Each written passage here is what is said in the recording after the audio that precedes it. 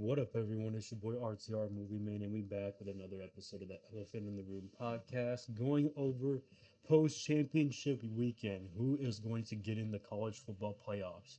And the main question is Alabama versus Notre Dame versus Miami.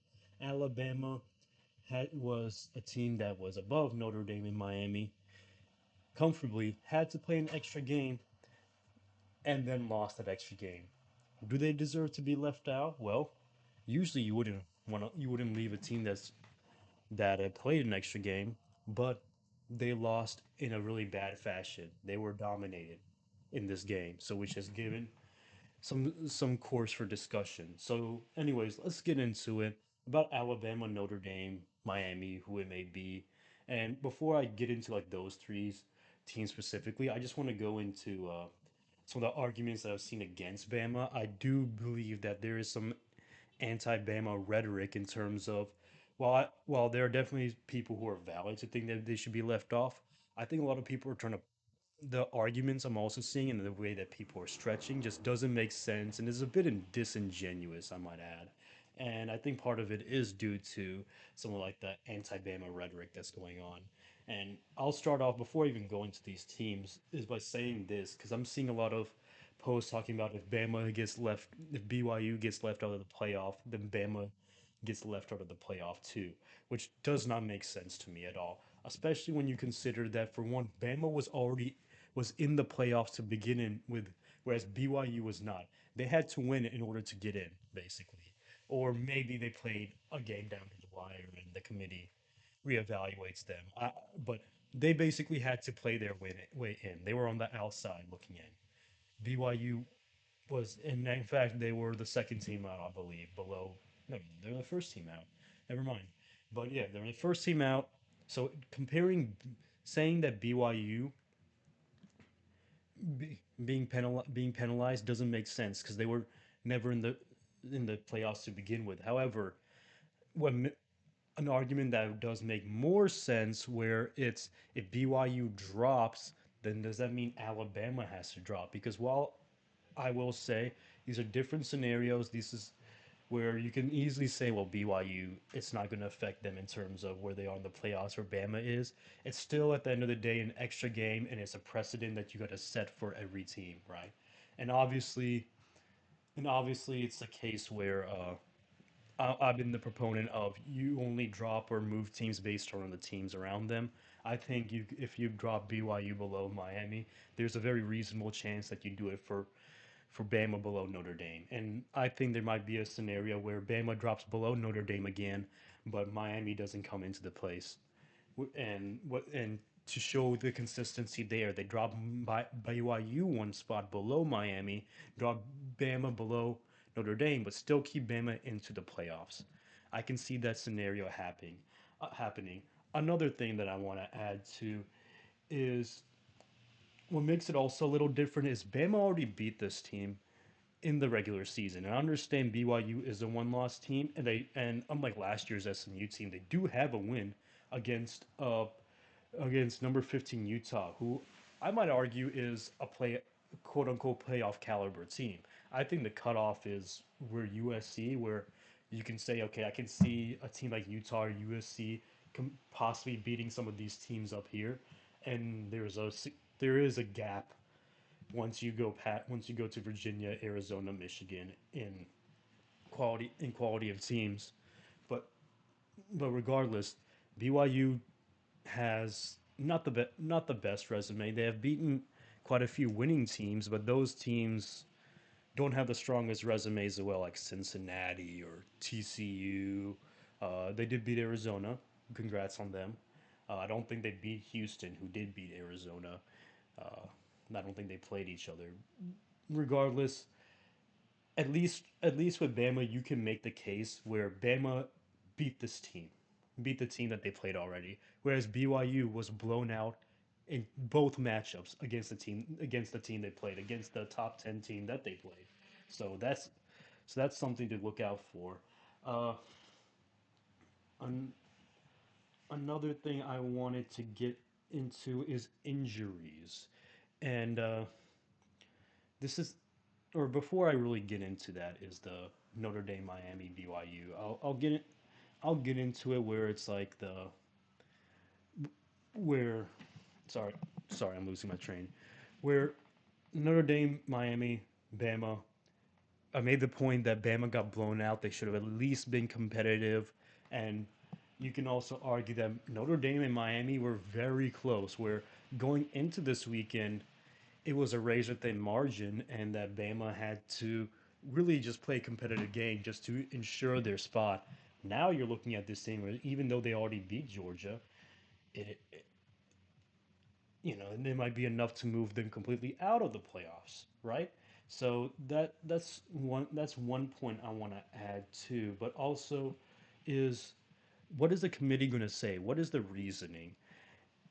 I already mentioned injuries. Before I go into that, Bama, when they first lost to Oklahoma, they dropped below Notre Dame, and while a lot of people have been anti-Bama, a lot of fans specifically, I will say a lot of media members like Joel Clatter or whatnot, non ESPN were defending and saying Bama had the better resume. Why are they below Notre Dame? And which I agreed with too.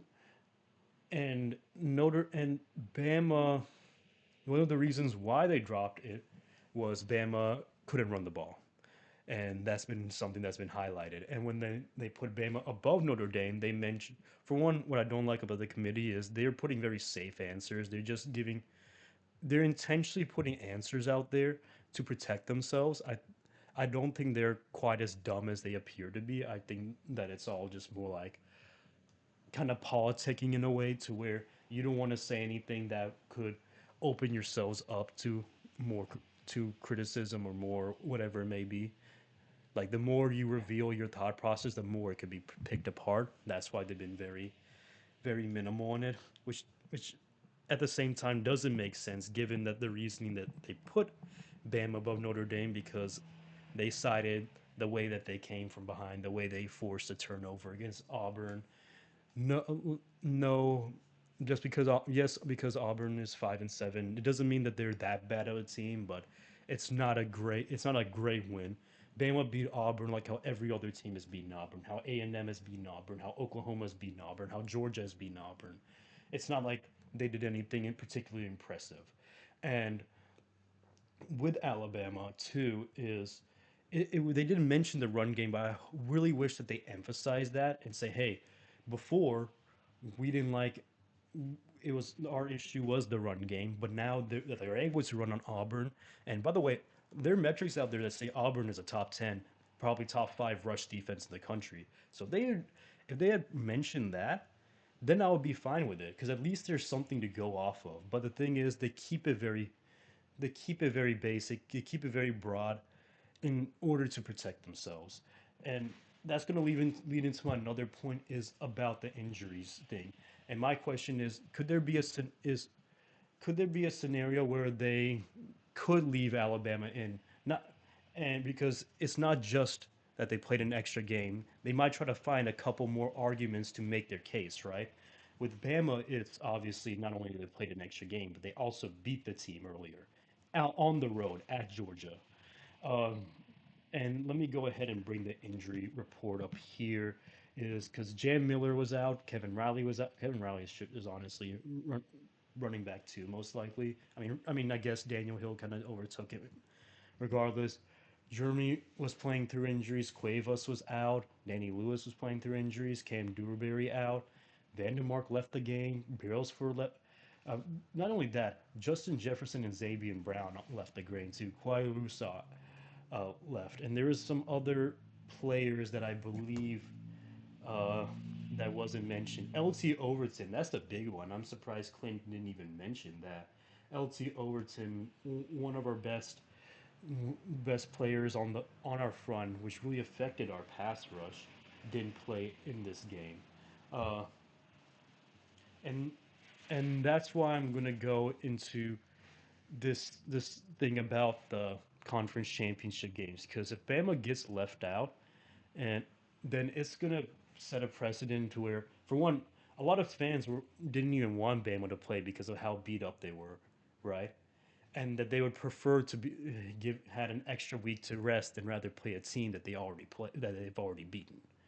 It didn't seem like a great scenario for Bama, and and now you have Justin Jefferson and Xavier Brown leaving the game early. On top of that, on top of these slew of injuries that you have, and some of these are significant.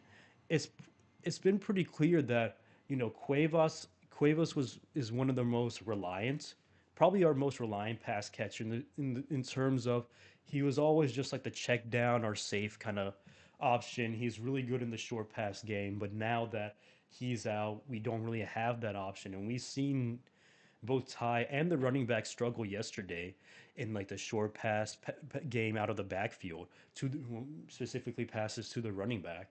And when you take out those short tech downs and also that are reliable yards after catch, Josh Cuevas is one of our most valuable players. And then that doesn't include. I mean, would we have ran the ball well even with Jan Miller? No.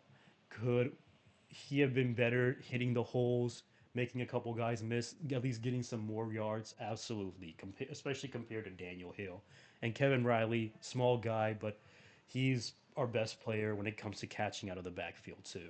I'm not going to value that in, but Cam Dewberry, he had a great game against Auburn, so that really affected it and really hurt ourselves in terms of our protection.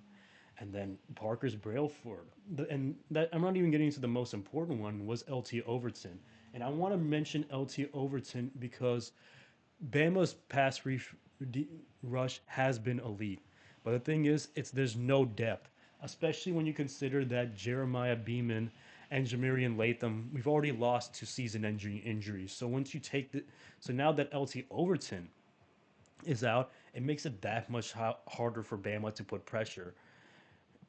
And I know Georgia has one of the best offensive lines, but still, it could have definitely affected some of these drives and maybe it forced Georgia to take 3 points instead of seven at some of the sets on some of these, especially considering that there were a lot of negative plays. Bama created a lot of negative plays. It's just Georgia also found ways on those to get 5-10 yards right after too, and it's one of those things where I really think LT Overton would have definitely made this game less of a blowout than what it was. Definitely could have made it more competitive, especially when you consider Tim Keenan was who is our interior lineman. He's more so is his presence helps eat up blockers and helps, and because he demands more attention, it allows the other guys to beat their guys more on one on ones or you know it, he draws more how do you say more bodies towards him, and he was still getting the backfield. And it was very clear that we missed Tim Keenan for LSU against FSU, right? So I really want to. I'm really harping. I'm really taking the time to harp all these injuries because I want to get to the point where if Bama, especially when several of these players like Jam Miller, like LT Overton were questionable earlier in the week, if Bama, is there a possibility where the committee says, hey, if Bama is if Bama's not the same team, which they aren't, I don't think you can argue that they're not that they are without these players. That once they're healthy, they are still they still are deserving. Not also when you add to the fact that this was an extra game and to a team that they've already beaten.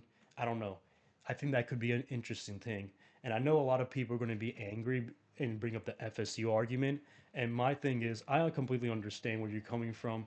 And I'll go ahead and say this: if those guys, and maybe not even all of these guys, if some of these guys, especially some of the key ones like Justin Jefferson, Xavier Brown, LT Overton, Cuevas Miller, if some of these guys are if these guys are out for the playoffs, then I think you have to put Alabama in there and out. I mean, take Alabama out of the playoffs and cite injuries and cite that they're not the same team with multitudes of injuries. It's not just the big name guys like FSU losing the quarterback. It's also these other very valuable guys as well. So if the committee went ahead and mentioned that we can't trust Bama because they've been having injury issues throughout the year, and that the way they lost and that they felt like the gap between them, Miami, and Notre Dame was so close, then I'm perfectly fine with it. I just want to see something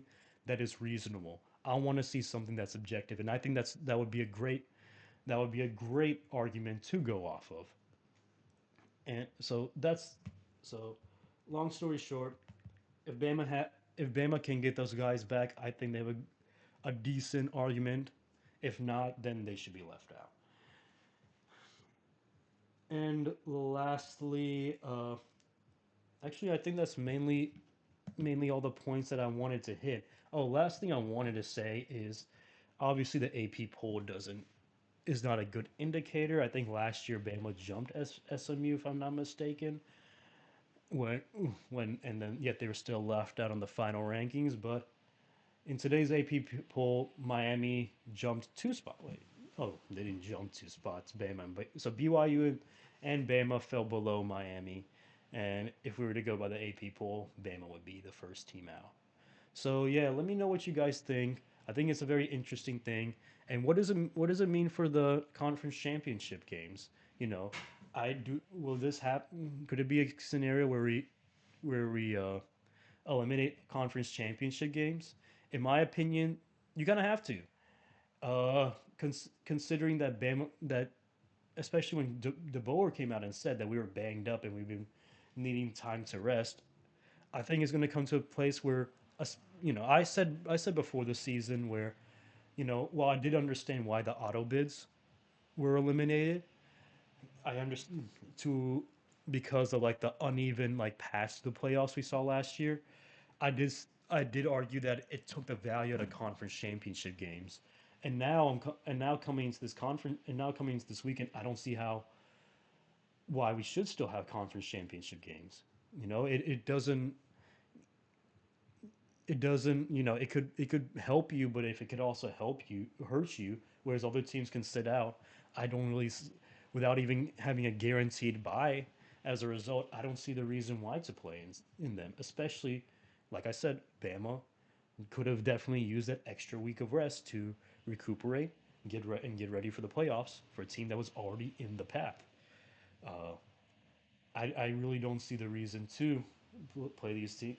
Especially only reason is just to give these teams on the outside. Like BYU had a chance, but they didn't win it. Indiana and Ohio State, great game, amazing game to watch. Doesn't How much does it really affect who's in the playoffs? Both teams are probably going to end up getting buys. Yeah, they'll have different paths.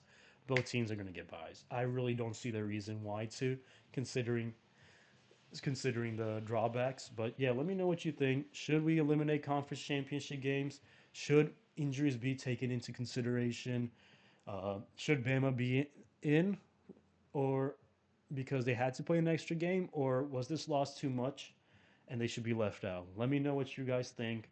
There's a lot to discuss here in the Impact, so I definitely want to hear what you have to say. I appreciate you tuning in, and peace.